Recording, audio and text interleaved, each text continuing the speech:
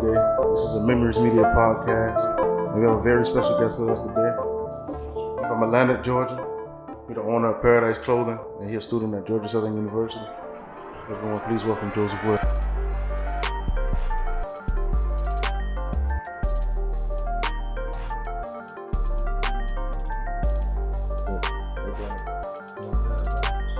So, tell the people tell the people about yourself, really.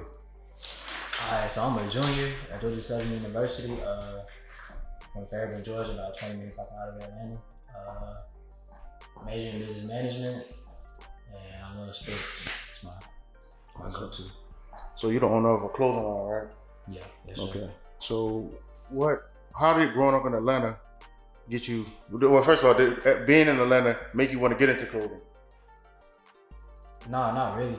I really got into clothing really as practice, if you will, for a business endeavor, and then I found a meaning behind it, and so I started pushing it from there. Yeah.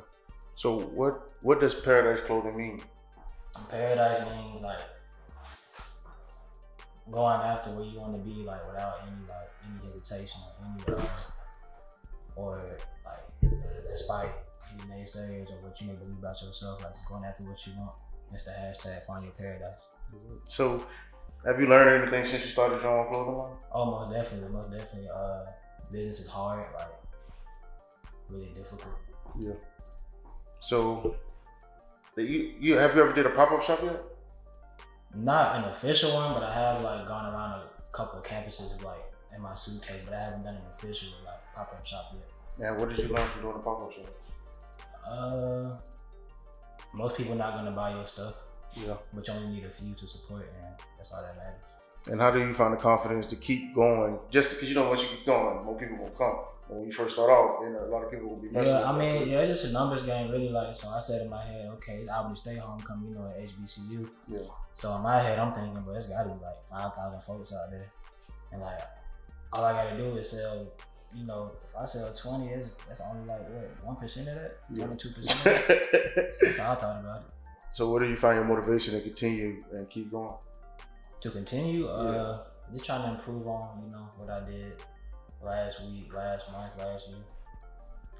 And what are your thoughts on branding? Somebody might be starting off their own clothing line, or they know eyelashes. What are your thoughts on branding, and what would you tell somebody who just started? Branding. Try to find a way to connect with your audience. For instance, people in college, they studying, they trying to build a better life. So I offer, tips on that, such as discipline and, study habits. I don't got study habits or the other stuff yet, but it's coming. Yeah. But just know your target market and try to cater to them. What would you say for Paradise Clothing? What would your target market be? College students. Young people in general. And where do you see it going at from this point? When you might have to start going all over the country and stuff, and when you're not in college, where do you think, where would your target market be going at from this point? From this point, I still want to keep it young because, the younger generation, they're gonna buy, the most, I want to say, urban wear. You feel me? So urban in right now. Yeah. I want to target the younger generation. So does the hip hop culture affect what you put out or what you are creating right now? Not really. No, not really. Because I feel the hip hop culture is more fashion, but I'm in the fashion industry somewhat, but I'm more of the brand side, you feel me? Yeah. So do you pay attention to sports or just rap artists in general? Oh yeah, most definitely sports and rap. So who in the sports world, athlete wise, they just got a taste for fashion. Nobody touching them on it. And for athletes wise. I don't know. They all just kind of weird to me. To be honest with you. Yeah. I can't really say. So what about R&B, rap artists, music artists? Music artists, the baby got a good style. The baby? Yeah, it's not. Was it a tenor? It's not weird, but it's not too simple. You feel me? He has own little swag. So, you're in college and you're trying to manage like the business that you have, and you trying to like get into other endeavors and stuff, trying to push the brand. Right. What are the stresses of college and trying to manage college and your dreams at the same time? I mean, it's not really. I would say it's stressful. It's like difficult to manage, but I mean, you got to stay on top of it. Really, like, I mean, I ain't gonna say I'm like a perfectly disciplined person. You know, I mean, I might fall off a day, you know, but I know how to get back on track and keep focused on what I'm doing. Yeah, that's what's up. Yeah. So, what are your thoughts on? You're at Georgia Southern, right? Right. What are your thoughts on the other business owners and other brands that are out here? And we're gonna start just do that one. What are your thoughts on the other business owners and brands that's already out here? Southern is a great place for business owners and brands. You got Paradox, that's really dope. Fate's really dope. Your brand, of course, dope. So I mean, I really be feeding off of y'all. Y'all really push me. Like I see what y'all doing. Like I gotta go harder than that. That's how I look at it. What are your thoughts on like working with different brands? Does it help your brand, or do you think you should just focus on you and just do you? I haven't really worked with anybody yet, but I mean, I just do me. I mean, I take what I can from the other brands, what they're doing, like maybe marketing wise, social media wise, or branding wise, and just apply it to my own situation.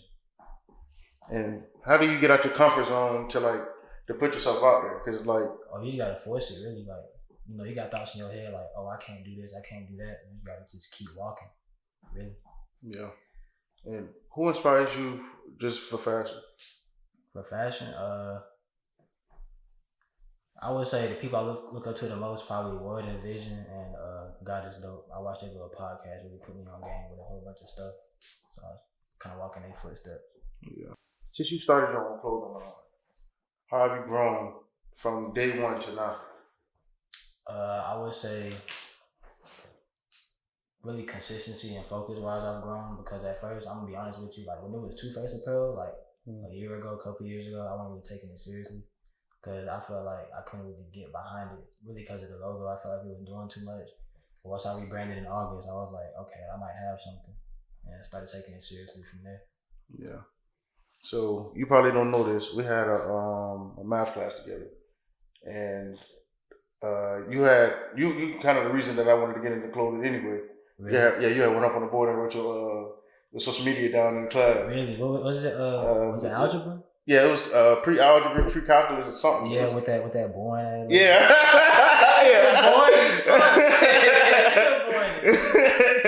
He was a robot, bro. Yeah. And when I seen you go out there, sleep for real. When I seen you go out there, I was like, damn, bro, I gotta start something. I want to do something like that. For real? Yeah. That's crazy. That's wild. So I'm glad to hear that though, bro. Yeah. For real. So what are your thoughts on the fashion industry? The global fashion industry. And what have you seen that made you happy and you just wasn't feeling too much? I'm gonna keep it real with you, but I don't really feel too much because I feel like the fashion industry is they wear a whole bunch of awkward stuff. They'll wear a big shirt with an upside down logo and it'll be ripped, and that's fashion. I just don't understand. I don't understand it. I would say that I just don't understand it. Would you put out something that you don't understand? Would you put out weird things in your clothing? No. No? Because I feel like if I can't get behind it, then it's gonna come off in a way. If I ever have employees or my staff, if I can't really get behind my product, then it's gonna rub off on everybody, I feel like. Okay, I heard you say something about the team. How do you put a team together for your own brand? I haven't really got an official team together, but last year I went in front of Blackson, the model. Yeah, of course. I went in front of them and presented my stuff, and I asked anybody who wanted to join to hop on board, put them in the group chat, set up photo shoots, had them retweet, like some stuff, and yeah, I would say I could do a bit better job of probably engaging them a little bit more because it's through text, so it's kind of distant. Yeah. So that's really how I put a team together. And what's a particular number that you would have for a team? How many people would you have, or does it not matter how many people? It depends on what I need done. Mm-hmm. But I would like to keep it small because the less people you got to manage, the less error you're gonna have, that kind of stuff. Okay. So what are your thoughts? Not to be controversial or nothing, but what are your thoughts on working with males with fashion, and what are your thoughts on working with females in fashion?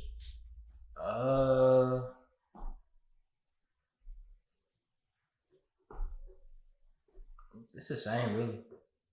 It's the same. I don't really have any I don't see any differences really. Yeah. I mean, females, they might have to accommodate a little more with what shoes they wear or makeup, hair, that kind of stuff. But other than that, I don't really see a difference. And how do you prepare yourself? Have you ever did like a fashion show or anything like that? Yeah, I just did underground exposure this past month. Yeah, it's like a month ago. Yeah. So how do you prepare yourself and the team that you use for that certain event? How do you prepare everybody? We just practice really. We held practices. I think it was every Tuesday and the weeks prior to it. Mm-hmm. So we just held practices. But like a month of work, like once, like four times a month or something for that month.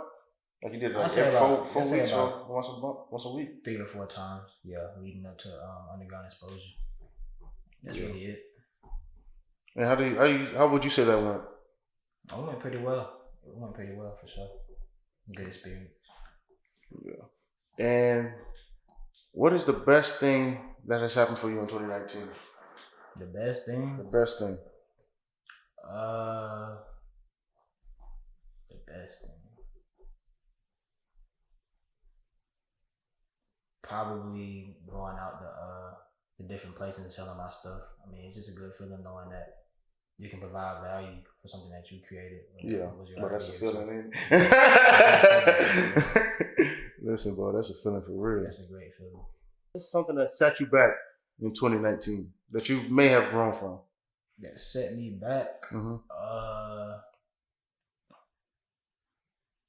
Probably not having a set marketing plan, because I'm the type of person I'll make a plan one day and then the next day I have 2 better ideas and then I gotta change the plan so it's just hard for me to stick to a plan sometimes. And I gotta learn you gotta see the plan all the way through, regardless of how it go. You can always make changes after the plan is all the way through. Yeah.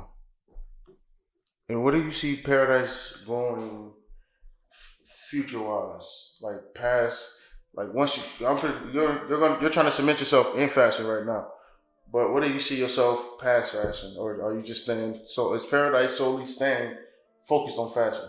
No, I really want to move into sports, create a sports management entertainment kind of firm. Yeah, I feel like that's really the main goal. You elaborate on that a little bit? I love football. So, I could go the Asian route to where, I represent certain players, stuff like that, and kind of make the fashion part an extension of, the sports management. Like Rock Nation in a way? Rock Nation got slick. Yeah, like Rock Webb and Rock Nation, Jay-Z, but not with as many parts as they have. Yeah. Okay. So what are your plans for 2020? What should we expect from you and Paradise? 2020, you should expect a lot of engagement social media wise, as far as getting people involved with the brand, starting discussions about various topics, whether it's school, work, relationships, just seeing where people heads at and try to steer them in the right direction. All right, last question. Do you have any advice for people with brands on how to promote themselves on social media? Be consistent, most definitely. I feel like when you're not consistent, people may forget about you, and then you might pop back up 2 months later with some random stuff, and it's it just don't sit well with people. Just imagine if Nike just took a break from promoting. I know it's Nike and they gonna sell regardless whether they promote or not. But numbers still drop regardless. Though. Yeah, that's what I'm saying. Just imagine they just took a break from social media and then just pop back up with something. It just don't work like that. You might lose followers, lose engagement. So probably the biggest thing I learned, which is stay consistent. Post something picture, quote, something. Post something. A black post, like a black screen. Something. Yeah, listen. Well, thank you for stopping through the podcast. And everyone, this is Josef Webb from Paradise Clothing. And thank you for stopping and looking at Memoriiies Media. Thank you.